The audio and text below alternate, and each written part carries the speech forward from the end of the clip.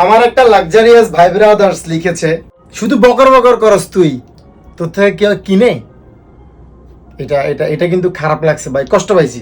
উনার কমেন্টে আমার একটা ভাই লিখছে, প্রিমন আহমেদ ভাই, ভাই যিনি এমন কথা বলেছে হয়তো ওর কাজ কাম নেই, তাই এসব মন্তব্য করার সুযোগ পায়। আপনার শপে সুইপার হিসেবে নিয়োগ দিয়ে দিয়েন উনাকে। ভাই এটা এটা বেশি বলে ফেলছে। আমার সবাই তো সমান, একজন একজনকে অপমান করা উচিত না। উনি আবার বলছে পারলে দুইটা জাইঙ্গা বিক্রি করে দেখাইতে বলেন উনারে। আমাদের বাঙালি নিজে কিছু করে খেতে চায় না, অন্য কেউ ভালো কিছু করলে তাদের সহ্য হয় না।